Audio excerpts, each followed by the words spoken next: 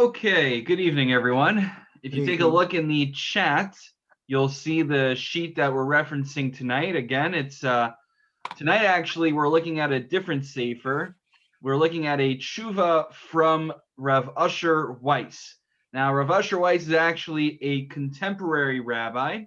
He lives in Eretz Yisrael. He lives in Israel, but he's a very interesting personality because he kind of straddles the line between the more Haredi world and the kind of right-leaning YU world. Where does he hang out, as it were? So he hangs out more in the Haredi world. He's a rabbi of a town in, I think, a suburb of Yerushalayim, or somewhere in the outskirts of Yerushalayim. But it's very interesting. So, but for a Haredi rabbi, I know we have these stereotypes in our minds that they're always, trying to be machmir, trying to be strict. But I think a lot of more modern Orthodox or YU-oriented rabbis kind of like him, because he doesn't always lean towards the side of chumrah, the side of stringency out of habit, but he tends to have very clear and balanced chuvos where, you could go into a chuva and you won't really know if he's going to come out being strict or lenient, where he's going to go. And generally he tries to provide different sides of an argument. So he's a really great writer. Obviously doesn't need my haskama, doesn't need my approbation. And he's been one of the rabbis. If I had to identify like the three main rabbis that we have been looking towards as poskim, as leaders during coronavirus, at least the YU community, we've been looking towards Rav Hershel Schachter. We've read shuvas from Rav Rimon, who also is a big Dat Hilumi religious science Israeli rabbi, and Rav Usher Weiss. Rav Usher Weiss has been, and the OU brings him in all the time. Like, you see like these OU events with Rav Usher Weiss. So he's a very interesting figure that he's able to command respect in both worlds. You don't see that many of them who could do it successfully. But anyway, we're not going to see any of the anything of a political nature or of a sociological nature in his tshuva. But I always think it's important to give a little flavor as to who we're learning from, who we're reading from. And so again, as always, I recommend that if the sheet looks accessible to you, you're welcome to follow along with it. But again, it's supplementary, and you should be able to gain a lot from the shiur, regardless of whether you care to reference the sheet that I put in the chat. The sheet is his tshuva on the matter. So the question I want to explore this evening are two questions. Number one, let's say I am here in America. My kid, I sent him to Mosheva. I sent him to Bnei Akiva. They did a good job inculcating Zionism into his mind, and he decided to make Aliyah. Now he's living in Israel. He begrudgingly, comes back for Yom Tov, is at the table, and it turns out that this kid is the youngest kid at the table out of all of my kids. So the question is, right, when I say manishtana, sorry, not I say mashtana, if I'm leading the meal, if I'm leading the Seder, so usually, right, we turn to the youngest child and we ask them to say manishtana. We try to beckon, we encourage them that the child should be asking questions. And so there seems to be this give and take, this conversation where child asks a question, parent gives a response, and that's how we fulfill the mitzvah of the Haggadah, by this give and take, this question and answer session that we have with the children. That's what we're doing throughout the course of the Seder. That should be nothing new to us. But the question is, so what happens, right? What happens when a person who lives in Israel spends Yom Tov here in America, spends holiday in America? What's going to happen? They don't observe it. What, Susan? They don't observe it. Well, they observe the first day, right? Right, right. They get away with everything. But you are correct. Yes, I know what you meant. So Susan's saying that Israelis will not keep the second days since they are still residents of Israel, similar to how an American who's a resident of America goes to Israel for a holiday on a vacation, they still keep 2 days of Yom Tov. It really doesn't work. What was that? It really doesn't work. Well, actually, or arguably, it really does work, because then your Israeli hosts turn into your Shabbos guy. Then they do everything for you. Well, yeah, but it's That's so basically what wacky. happens. So the question is, if I have my Israeli child, or not Israeli child, my child who made Aliyah and moved to Israel, come back for the Seder. I know this is probably not so as relevant this year, just based on everything you were sharing with us, Audrey, before about how flights are canceled and it's difficult to travel and coronavirus. But if the mitzvah is a partnership between me and my child, then what if my child, let's say it's the second night of Yom Tov, and my child is no longer obligated in the mitzvah of the Seder? It's Chol Moed for him already.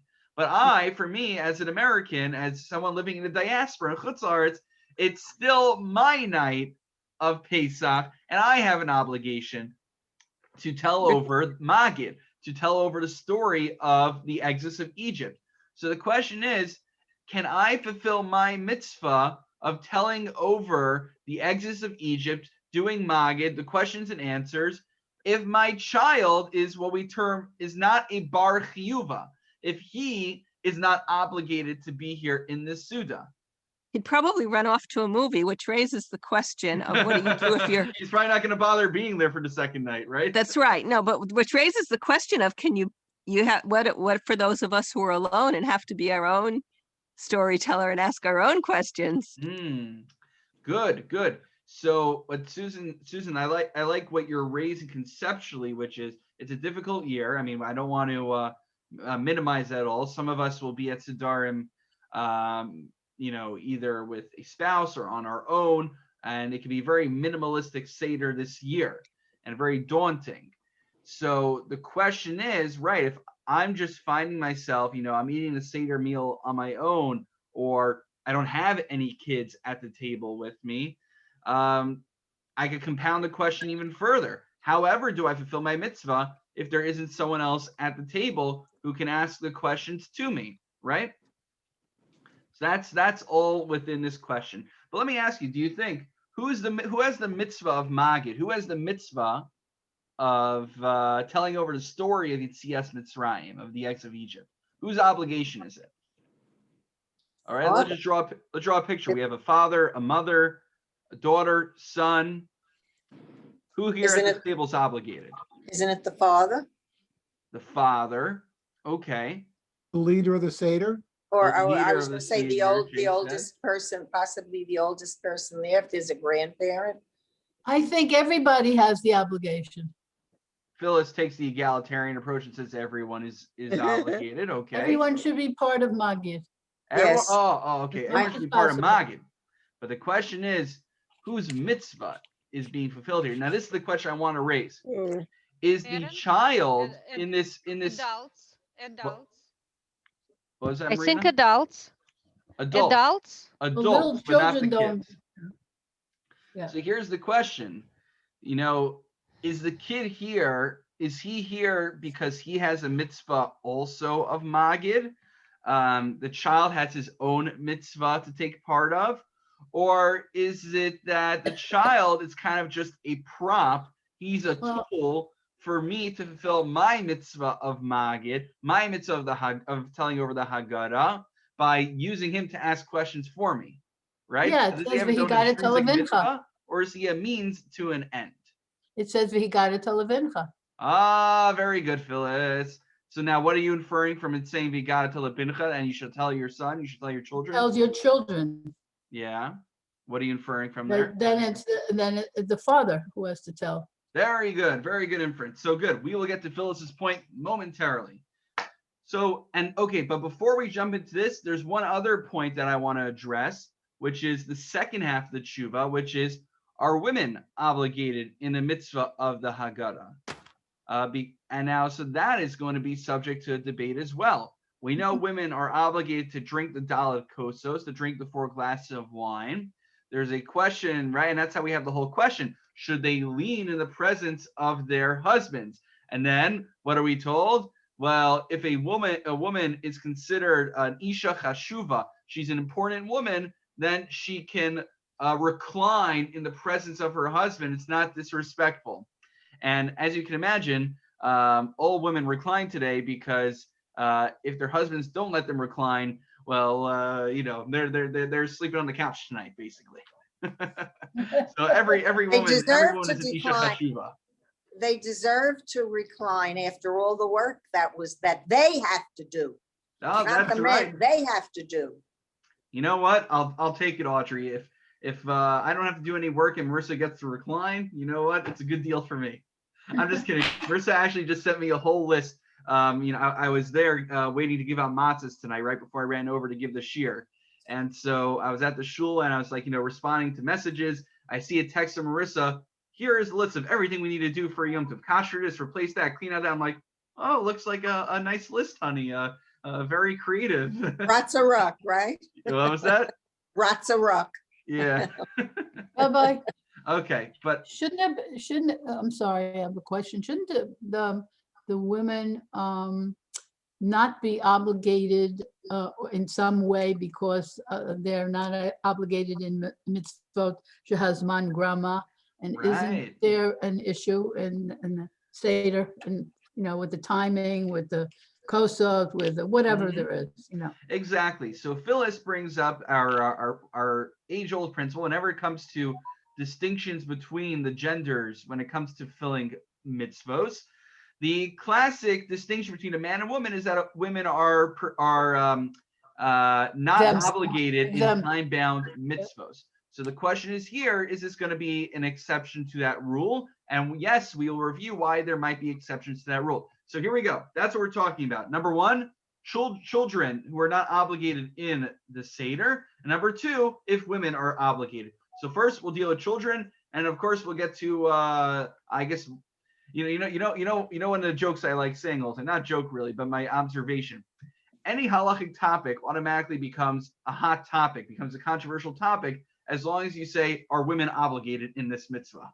It's like almost like a low-hanging fruit. It's like a cheap shot. If someone wants to teach like a hot topic class, you talk about anything like bikurim, first fruits, are women obligated? You just append that to any class. Sorry. That's like a cheap shot there. But we will deal with it very soon. Okay. So if you're looking on page number 1, he references in the second paragraph the Mishnah in Pesachim Akuf Tezayin Amid Aleph, which says, Im ein lo ben ishto shel alto. So if someone, let's say it's just a man and a woman, a husband and wife who are eating together, the Seder, and there is no child. So then the wife asks the husband the questions. And what seems to be here is actually a whole list of precedents of who gets to ask, and if this person isn't there, this person takes their place. The Seder of Kadima is Da Ben Shoel, Vim Ein Lo Ben Isho Shoel Es. If there's no son, then his wife will ask him questions. Vim Ein Lo Isha, if there's no wife, Talmud Chacham Shom Zeh Zeh. If they're just a bunch of rabbis who are having the Seder together, they'll ask each other the questions. And if you look, wait, Rabbi, wife doesn't come before daughter, right? Wife does, it's interesting. It doesn't actually mention Daughter's daughter not over in here, there. but I think I was daughter going to would say, come where's first. the daughter? No. Right. So it doesn't say daughter. I think when it says Ben, it would include daughter as well. But that's a good observation. It just skips from son to wife right away. Right. But I think daughter would come before wife. Now, okay. So now if you look in the paragraph on the left side, it starts with the word ulagufan. As you can see, I have double underlines in there, which means it's a very important principle. The question is, when we're talking about the mitzvah of Magid, the mitzvah of the Haggadah, the mitzvah of telling over the story of the exodus of Egypt, we don't only ask whose obligation it is, but what exactly is the obligation being fulfilled. So if you look in that paragraph, he gives two obligations. U'sheyesh lo ben, when someone has a child with him, shnei din yesh kan, there are two mitzvos. There are two things that he's fulfilling by doing this question and answer session with his son. Number one, etzem mitzvah hasipor. Number one is the telling over of the Seder, of the story of the Seder, the story of the exodus of Egypt. And number two, a completely independent, but also, I guess not completely, but connected as well, is mitzvah lahanchil libno uleben beno esipura shel yetzias Mitzrayim v'zisodos hamuna v'ahavas Hashem. And then number 2, there's another mitzvah being fulfilled, which is bequeathing the Masorah, the tradition, to one's child. So there's actually 2 things going on over here. Number 1, there's a general overarching mitzvah of telling over the story of the exodus of Egypt. And number 2, there's a more precise mitzvah of specifically telling the story to one's child in order that they basically pass on the Masorah, they pass on the Jewish tradition to their child, which is why, by the way, one of my other favorite lines I always like saying is that, so as you know, it's near Pesach time, and in some communities, rabbis will get up, and during their sermons, they will bash Pesach programs. Now, you're probably not hearing it as much this year because there's not many Pesach programs. I don't know what the history with our shul is, but a lot of shuls I went through growing up, the rabbis would always get up on Shabbos and say, people waste their time going to Pesach programs, et cetera, et cetera, et cetera. So 2 things. Number 1, my theory is every rabbi is opposed to Pesach programs until they get invited as a scholar in residence on That's one. right. So that's why I will refrain from bashing Pesach programs on the off chance that hopefully one day maybe I'll strike gold and make it big. So I don't want to, have a recording right now of me contradicting myself years down the line, kind of like what they do to politicians, they dig up something. Number 2, very prudent. Very prudent. Yes, thank you, Susan. My one in a million chance of striking gold there. The second is there actually are some rabbis who are exceptions to this rule and are consistent. One of them is one of my rabbeim, Rav Sobolovsky from YU. Now, Rav Sobolovsky can easily get invited on a Pesach program, and I'm sure he's already been invited numerous times, like YU-oriented Pesach programs. But he doesn't go. And so when rabbis criticize going on Pesach programs, they each have their own reasons.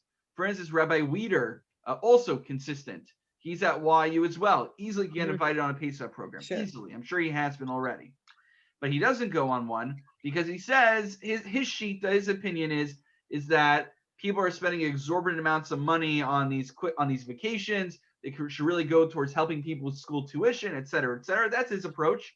Rav Sobolovsky's approach, which is relevant for what we're talking about, is that, in diaspora, okay, it's 2 nights. But really, out of all the days of the year, out of all the different events that take place in the Jewish calendar, there is one night that God designated for us to pass on our Masorah, to inculcate our values and our Jewish people's story into the minds and hearts of the next generation. And it's dafka that night that you're going to leave your house, go to some Pesach program, gorge on all whatever. I haven't actually been on one for Pesach Seder, so you have to tell me. Go on those programs and where everyone's shouting and yelling. Is that the environment that you want to take that one night to share the Masorah and the story of the Jewish people with your children? So again, I think I'm going to say something in favor of them. If I could just finish the point. Yeah. So I'm not necessarily endorsing or disagreeing. I don't care to Yeah. take a position on that, as I already said before. But what's relevant here is that what Sobolovsky, I think, is referring to is Seder night is not just about telling over a story, but it's also about passing on the Masorah to our children, the tradition to our children. And that is an important part we don't necessarily think about as much. It's not just about telling over Maggid by laning right through it, but there's a mitzvah, a separate mitzvah, which I happen to fulfill at the same time, of inculcating our tradition into the minds and hearts of our children. So that was his argument based on this separate independent mitzvah that we could coincidentally fulfill at the same time. All right. I don't want to get too off topic on Pesach programs. I brought it in just as a supplementary point, but Susan, yes, in defense of Pesach Well, no, I programs. just want to say, I saw many families get together who otherwise would not have been able to do so, or it was convenient maybe for people who couldn't have traveled or something like that. And so they were able to be with their families in a major way on this significant occasion. Absolutely. There's definitely merits to doing it. And again, I'm not here to take a position for or against, but it was interesting, again, you pay attention to the people who are against these things, listen to what their arguments are as to why they're against it. Sobolovsky, usually I hear people talk about how they say it's just an obscene amount of money and hedonism, and like those are the arguments that I hear against it.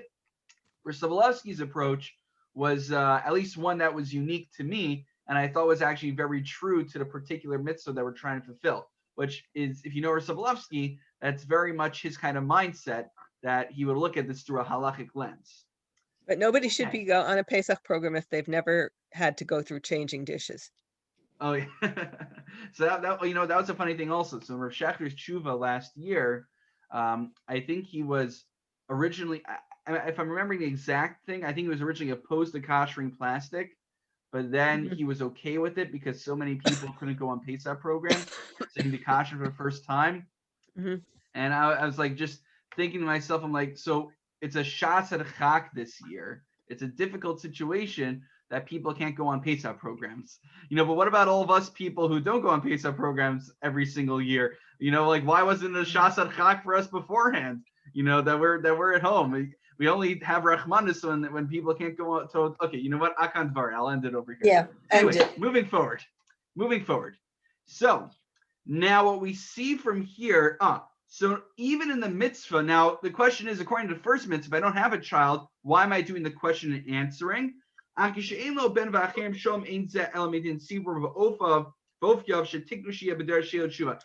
if my children aren't around, why do I still have my wife or have my friend or colleague or brother ask me questions? Because there, it's not fulfillment in Vigata Levincha, as Phyllis mentioned earlier, of inculcating the tradition into the minds and hearts of our children, but rather it's only fulfilling the general mitzvah of the Haggadah, of telling over the story. And it happens to be, how do you tell over the story? Rabbi said best way to do it is through questions and answers. But you only fulfill the second mitzvah of inculcating the Masorah when you have your children at the table. Therefore, based on all of this, comes along Rav Usher Weiss and says as follows. Remember, we asked, can a father fulfill his obligation of Sipur Yetzias Mitzrayim, of telling over the story of the Exodus, if his child is not obligated to sit at the Seder at night? For instance, either A, he's coming from Israel where he's not obligated in second night, or B, another possibility I didn't give you yet, which is he's too young. He's not at the stage of chinuch yet. He's like younger than 6 years old, where there isn't even a mitzvah to educate him yet. At a certain age, like let's say Gil Chinuch is like around 6, 7 years old, that's when we have a mitzvah to actually teach our kids proper chinuch. There's no halachic obligation beforehand. So the question is, have I fulfilled my obligation of telling over the story of the Exodus of Egypt if my kid is not obligated to be asking questions? What do we think? Which you mean to Vihigat Labincha, that one? So Zuck Phyllis as follows, that it depends which mitzvah we're talking about. Maybe Vihigat Levincha, maybe I'm fulfilling it, maybe I'm not. You see, maybe because on the one hand, maybe this kid isn't obligated, but really it doesn't matter if he's obligated in the midst of the Seder. The point is to pass on Masorah to children. And whether this child is obligated in the mitzvah right now, that doesn't matter, because that doesn't impact my obligation to educate him. Also, even if there are people who have no children. Right. So even if one wants to make the argument, or it's a circumstance where there are no children, don't forget, Yata Vincha is an independent mitzvah from the general mitzvah of telling over the story of the Exodus of Egypt, of the Haggadah. So it happens to be we fulfill both at the same time. But if there's no children present, don't forget, by you just talking to someone else at the table, or even talking to yourself and asking us questions and answers, by reading Manashana to yourself, you actually are still fulfilling the general mitzvah of the Haggadah, even absent having children or someone else there to bounce those questions off you. That's the point that he makes. Okay, we're going to move on to talk about women's obligation in the Seder. But let me just pause. Does anyone have any remarks or questions to add to this section before we move forward? Other than about Pesach programs. Okay. You see, I feel like I should have taken like a everyone should raise their hands. Tell me who's Pesach program, who's not. What side you're on. We should take a poll. Okay. So for those following, we are in section Gimel on the bottom of the second page, Kuf Mem Hey. And the question is basically as follows. Are women obligated in the mitzvah of the Haggadah, the mitzvah of Sipor Yitzias Mitzrayim, of the retelling of the story of the exodus of Egypt? Give me arguments pro and con. Who wants to Yes, argue the con? women were involved. The women were involved in the mitzvah. Because of the women, Bnei Israel were saved. If not very for good. Which if not story for are you Mir- referring if not to? for Miriam encouraging her parents to remarry from the very start, and then the women took out the jewelry. The women took out the drums and the whatever cymbals to dance, blah blah blah, etc. Right. Also, by the way, women play an important role because what happened was the men didn't want to procreate, either because they're coming back from a long day of work, they're very tired, or simply they said, look, what's the point of having children if Pharaoh is going to come after them? But it was the women who encouraged their husbands to be intimate with them and to procreate. And if it weren't for their initiative, there would be no next generation of Jewish people. So that's why we grind the apple in. That's and why it's very Yocheved important. and Sipporah, all that. Yeah. Lots of important And women playing Shifra and important roles in Puah. the story. So we're going to get to that argument soon, which is Afhin Hayu Ba'oso Hanes, that they were involved in the same miracle. We have that idea when it comes to Megillah also. Why are women obligated here? The Megillah. Similar idea, Afhin Hayu Ba'oso Hanes. But actually, let's just jump to it now. It's actually section Dalet, Phyllis, what you're bringing up. So again, just to summarize what Phyllis suggested, which is really, we always assume that women are not obligated in time-bound mitzvahs, and men are obligated in time-bound mitzvahs. So women are not obligated in time-bound mitzvahs. So basically every holiday is inherently a time-bound mitzvah. Right. Women aren't obligated to sin the sukkah. Well, why not? That's important. Well, they're allowed to, of course. They can fulfill a mitzvah, but they don't have to do it because it is time-bound in nature, which works out because for married men, you could get a dispensation from sleeping in the sukkah because if your wife is in the house, you're expected to be with her. So that actually gets you out of sleeping in the sukkah. So now I don't feel so guilty anymore because I use Marissa as my excuse. I'm like, Marissa, I wouldn't want to make you sleep in the sukkah, even if she wants to pressure her to stay in the house. So then I get to come along as well. So we assume that. But sometimes there are exceptions to the rule. One such exception is we just had for Purim. Women were also saved in the same miracle. So the question is, can we apply the same logic here that, women were saved and actually involved in the miracles and bringing about the triumph and continuity of the Jewish people. So maybe women should be obligated as well. And women are actually obligated in drinking the 4 cups of wine. But are they obligated in Sipor Yitzias Mitzrayim, in telling over the story of the exodus of Egypt? So the thing is, this concept, this principle of saying Avhein Hayu Bo'oso Hanes, that women were also involved in bringing about the redemption, it might not work over here. Now, can anyone tell me what's different about the nature of the mitzvah of Sipor Yitzias Mitzrayim, of telling over the story of Egypt, and the nature of the origin of the mitzvah of Megillah? Why I might distinguish between the two of them? Megillah was instituted from the Torah or from the rabbis? Rabbis. Yeah, I mean, we obviously, of course, is mentioned in Esther itself, but basically we treat it as a mitzvah midrabanan. It's a rabbinical mitzvah. This svara, Tosos says, only works for rabbinical mitzvahs. That when the rabbis institute additional mitzvahs, they could say, you know what, we'll throw women along in as well, along with the men. But when it comes to a biblical mitzvah needs to operate off the same principles of time-bound mitzvahs.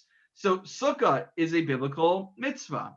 The Pesach Seder, telling over the story, is a biblical mitzvah. But when it comes to rabbinically oriented ones, like the 4 kosos, for instance, drinking the 4 cups of wine, and the obligation of listening to the Megillah, those are rabbinical, and that's why the rabbis who institute it, they can institute it for everybody. But if something comes from the Torah, it's very much limited. So that's part of the argument over here. Does that make sense? That's part of the argument. How about the fact that the four cups are based on Torah, about safety, vitality, that stuff? Or that's So just you're right. The symbolism is inspired from the Torah. You know what we call that? It's called an asmachta. Asmachta, it's different understandings what asmachta means. But what asmachta means is that the rabbis basically instituted something, and they found psukim in the Torah. They found verses that supported, or rather, they were inspired by certain ideas they saw in the Torah, and they used those ideas as a basis for creating rabbinic mitzvos, for creating rabbinical level mitzvos. So you're right. It's taken after the symbolism of God's different statements of redemption, but it's not biblical in terms of its origin of obligation. That's important to keep in mind. So, okay. One other thing that I wanted to share, or actually, we should do in our chuva class, we should do Rav Moshe Feinstein, remind me, put this on the docket. Rav Moshe Feinstein's chuva on why women are not obligated in time-bound mitzvos. I feel like this is one of those things you can only say in the Monday night shiur, but you can't say from the pulpit as a sermon on Shabbos morning. We didn't do this chuva together, did we? So does anyone want to venture a guess as to what Rav Moshe Feinstein says? Why men are obligated in time-bound mitzvahs and women are not obligated in time-bound mitzvahs? I see Toby unmuting. Because women don't need the mitzvahs. What do you mean you don't need mitzvahs? Because our souls are already so far perfected that we don't require So Rav Moshe when Feinstein. to do things. Yay, Toby. So We can do things on more like when we have time, when we're ready, because we're already. Women are better at multitasking. Yeah, for sure. Look at because you. you're already so holy, right? That one, that's what you're referring to? Yep. So Rav Moshe Feinstein thankfully does not go down that route. Instead of Rav Moshe Feinstein resorting to what seems kind of like apologetics, if you'll excuse me, is he actually just says it probably how it is. Anyone else want to venture a guess as to what the reasoning is? So Rav Moshe Feinstein says, and it makes a lot of sense. Whether you like it or not is another story, but it makes a lot of sense conceptually, which is that if both men and women had to be showing up, let's say, to Minyan every day, who is going to be home to watch the kids? Because the Torah expects a patriarchal society where women have to take care of the children and are, as Audrey said before, cleaning the house for Pesach, then it's not fair to also impose on them all of these time-bound mitzvos, which will conflict with their general homebound obligations that they already have. So that's the essential gist of what Moshe Feinstein says, and that probably is the reason. I mean, it seems compelling. Whether one likes the reason or not is another story, but that certainly seems like probably what the rabbis and what the Torah had in mind. So it's interesting. I had a question that was brought, not a question, someone made a statement to me, which was that and maybe some of you can relate to this. What was it? The woman said to me, if I can't go to shul, my husband shouldn't go to shul either. until both of us could go to shul, neither of us are going to shul. What do you make of that? She That wants him sound like home. a compelling fair. policy. Not She fair. wants him home. Wants him Not home. fair. So it's interesting is part of the reason is because someone has kids. We, thankfully we have a 7 and 9 o'clock meeting where people can actually go in between. There's, I think the Shilowitzes, for instance, Rachel goes to 7 o'clock. I see her there, and then she goes home, and then Daniel comes to 9 o'clock. So we actually do have things worked out. That was one of the arguments for the 6 a.m. Rosh Hashanah minyan. Ah, Mhm. okay. So okay, I didn't even realize that. But the interesting thing is, in an ideal world, both spouses get to go to minyan. But actually, again, whether you like it or not, this does seem to be the intent of the halacha, which is we know there will be a conflict at some point. There will be a day where there isn't youth programming at shul so both parents could be off duty. So someone has to make the decision. And so what God did was he basically made the decision and said, all right, you go to shul, you stay at home. So that seems to be the reasoning behind it. Anyway, I digress a little bit. Yeah, he would have nothing to do anyway. He would be sitting around at home while the woman was doing all the work. So he Well, belongs. if he was in helping shul. to take care of the kids. Well, doesn't work that way, unfortunately. I'm taking notes. I'm taking notes. Marissa's not listening into any of this. I think. Rabbi, you do your own thing and you don't listen to so many opinions. And she would never say that anyway. All right. Good. So one more idea I wanted to share. One more question for all of you. This one's an easier one. Are women obligated in kiddush on Shabbos? Yes. Mhm. Yes. Yes. Audrey, I know you're in our halacha WhatsApp group, but this was one of our first ones that we did. So maybe you probably came in a little later. In our Pnei halacha WhatsApp group, the first halachas we did were kiddush. And actually, we're about to finish cooking on Shabbos, or not cooking on Shabbos, rather. And we're about to move on to talking about the laws of meals on Shabbos, Sudas Shabbos, and Shalosh Shudas, Malav Malka, and then Havdalah. Lots of fun stuff. You're all welcome to join if you want to. And the halacha that we first dealt with was kiddush. That was the first section we went through. And we learned that women are actually obligated in kiddush the same way men are. Wait a minute, isn't it a time-bound mitzvah? Why are women obligated in kiddush? Anyone know? It's not a specific. They were also created They're also created. at the same time man Yeah. was created. Oh, it's at home. You can do it at home. A lot of You don't need a minion. Zecher You l'maaseh You don't need a minion. Minion. Right, and there's no exact like time limit that it has to be by a certain time.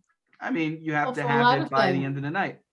Sukkah You have- also, there's You no have time. you have from the beginning of Shabbos until, well, I mean, technically you have throughout Shabbos to do it. You do during the day if you miss it, but basically Shabbos is your time limit.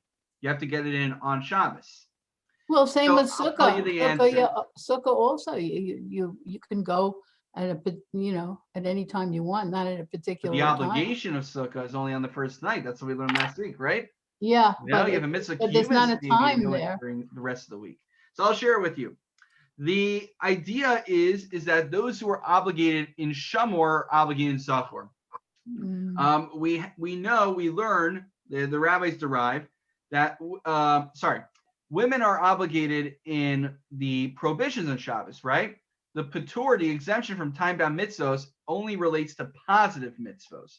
But women, the same way men are not allowed to perform the 39 malachos, women can't perform 39 malachos. And we learn, Shamor v'zachor v'dibur echad, we say all the time, that the mitzvah of Shamor, safeguarding the Shabbos, and Zachor, the positive, the remembering of the commemoration of Shabbos, go hand in hand. So the same way women are obligated in the prohibitions, the negative aspects of Shabbos, they say, well, why should we only include you in all the negative things? Let's give you the positive also. So they get the positive mitzvos of Kiddush as well. So what Rav Asher Weiss suggests is it's possible that when it comes to Pesach, we could say the same thing. V'nir duhuadim b'nido didan, d'ma sh'amru kol she'yeshno b'bal tochal chomet, yeshno b'kum achol matzah. So we say, the Gemara tells us, that all who are prohibited from eating chametz on Pesach, those same people are also obligated to eat matzah on Pesach. Those who are not allowed to perform the negative action of eating chametz are also enjoined to eat and do the positive action of eating matzah. And so he suggests, B'chlal zeh, kol chiyuvei Pesach v'hishra hakazot isha le'ish b'chol mitzvos shel chag hamatzos u'b'chol mitzvos zod tzibur tzibur tzibur. It's possible to suggest that when we equate the obligation in negative mitzvos to then obligate me in positive mitzvos, it doesn't mean literally just the mitzvah of matzah, but if I am obligated in the negative aspects, I'm obligating all the positive aspects that come as well. Matzah is the icon we always think of. But just like a woman is obligated in matzah, a woman would also be obligated in the telling over of the story of Egypt. And so it's very similar actually to kiddush. It's a full package deal. We don't want to just give you the negative experience. We don't want to just give you the experience of don't do this, don't do that, but we also, it'd be a shame. So we want you to remember also the positive aspects as well of doing kiddush and on Pesach, not just of the rabbinical daled kossos, the 4 cups of wine, but we should be able to celebrate by eating the matzahs, telling over the story together. That is a mitzvah that every person, man and women and child, all share in the Seder. Okay, that concludes the ideas I want to share from Rav Asher Weiss. But does anyone else have any other thoughts, questions, or remarks? Okay, well, I hope this helps us conceptualize the Seder as we go in. And of course, Rabbi Cohen and I, we have a question and answer WhatsApp group where people post halachic questions that come up. So if you don't know it exists yet, now you know. If you don't know, now you know. And you can post halachic questions in there. And it's a great way to just ask Rabbi Cohen and myself questions that you may be thinking of. And it's a great way to help everyone else in the community, because when they see your question, they see our answer, that might be helpful for them as well. So we are here for you to help you prepare for Pesach. Always feel free to email me and reach out if I could be of help with anything else. Okay? You. See you all Thank next you, week. Rabbi. Thank you so Happy much. Passover.